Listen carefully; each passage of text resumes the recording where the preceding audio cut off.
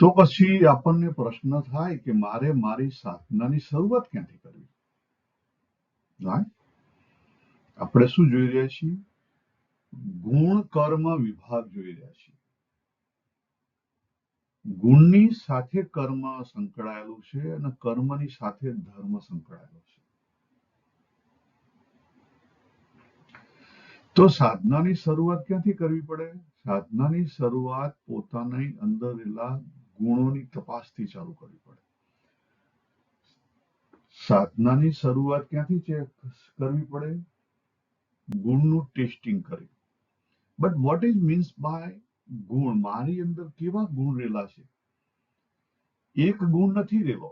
યાદ રાખો, ભગવાને વાત કરી કે આપણી અંદર મિક્સચર ઓફ ધ ગુણ રહેલા છે. કોઈ ગુણ વધારે છે, કોઈ ગુણ ઓછો છે, પણ એક મિક્સચર છે આપણી અંદર. હવે આપણી અંદર આપણે દરેક વ્યક્તિ યુનિક છીએ. આપણે પોતે મિક્સચર ઓફ ગુણા છીએ. 3 ગુણ છે એનું મિક્સચર છીએ. પણ એને સાદા શબ્દોમાં કેવું હોય તો શું રીતે કહી શકાય? તો એના માટે જે સ્લાઇડ બનાવી છે એ તમને મદદ કરશે. પર્સનાલિટી શું કહી શકાય? પર્સનાલિટી. આપણી પોતાની જે પર્સનાલિટી છે એ શું એક્સપ્રેસ કરે છે? આપણે કેવા મિક્સચરના બનેલા છીએ. મારા ગુણોનું મિક્સચર કેવું છે એ આપણને આપણી પર્સનાલિટી ઉપરથી ખબર પડે.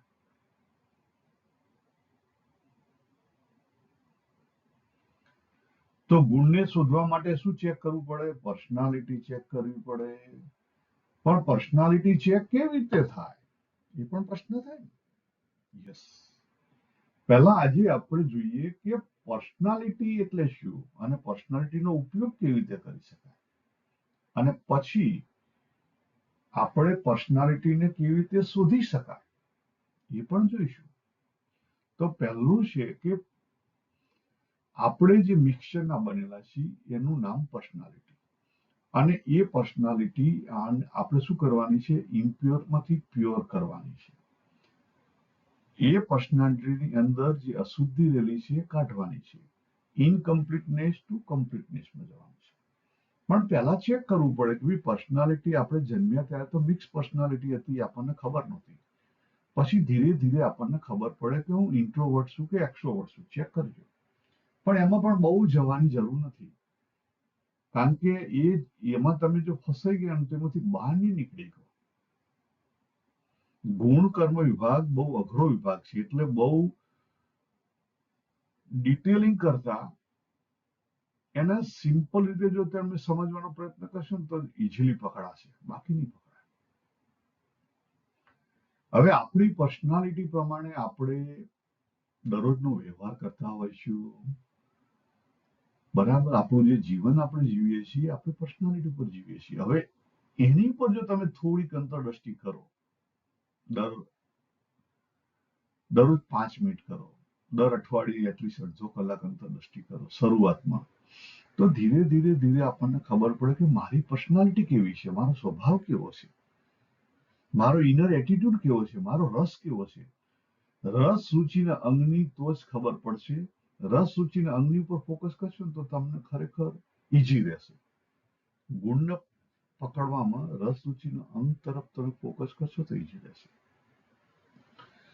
એટલે આપણો માટે સૌથી પહેલો અને સહેલામાં સહેલો જો કોઈ રસ્તો હોય તો અંતરદ્રષ્ટિ. આજે અહીંયા તમને સ્ક્રીન પર દેખાય છે કે method of self inquiry. Self ઇન્ક્વાયરીની શરૂઆત આપણે જાતે કરવી પડે. કેવી રીતે એને ડિટેલિંગ કરવું એ આપણે પછી સમજશું. પણ અગત્યનું શું છે? આપણા પર્સનાલિટી, આપણો જે રસ રુચિનો અંગ છે એને સમજવા માટે, એને પકડવા માટે આપણે અંતરદ્રષ્ટિ કરવી પડે. અને અંતરદ્રષ્ટિ બહુ સહેલી વસ્તુ છે, દરેક વ્યક્તિ કરી શકે. તમે બહારના કર્મની અંતરદ્રષ્ટિ કરો, મોટા મોટા કર્મનો, એની અંદર તમારો જે રસ રુચિનો અંગ છે એની અંતરદ્રષ્ટિ કરો, એની અંદરથી જે આઉટકમ આવ્યું એની અંદર તમને કેટલો રસ પડ્યો એ ચેક કરો.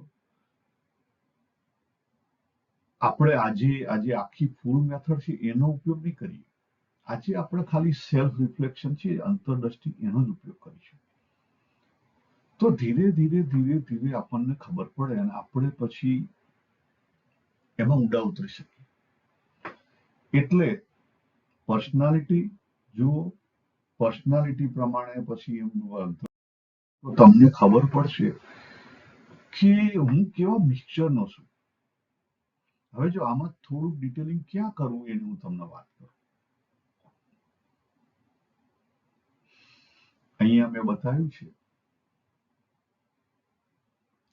ઇન્ટ્રોવર્ટ ને એક્સ્ટ્રોવર્ટ. આપણે પહેલા મિક્સ હોઈએ. એક્સ્ટ્રોવર્ટમાં એ અને બી બતાવ્યા છે, ઇન્ટ્રોવર્ટમાં સી અને ડી બતાવ્યા છે.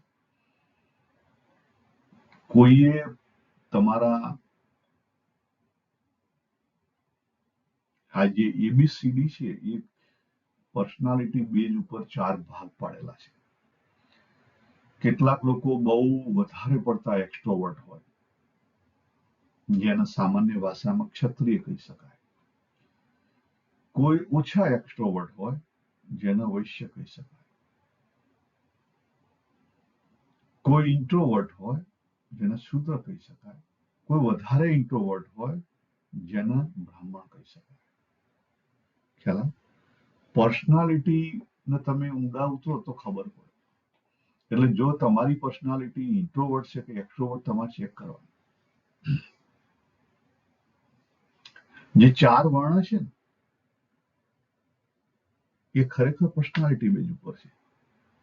હવે તમારી જેવી પર્સનાલિટી હશે એ પ્રમાણે તમને એ કામમાં મજા આવતી છે. ચેક કરો. એ કામમાં મજા આવે છે, ચેક કરો.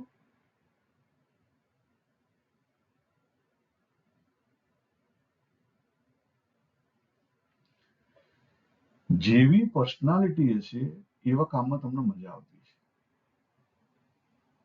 તો આપણે શું જોયું? પર્સનાલિટી, વર્ણ અને એની પર્સનાલિટીને પકડવી ક્યાંથી? તો અંતરદ્રષ્ટિથી. બરાબર. આટલું આપણે અહીંયા ઊભું રાખીએ, કારણ કે આપણો પ્રશ્ન અહીંયા પૂરો છે. સર્વેને જય શ્રી કૃષ્ણ. હરિ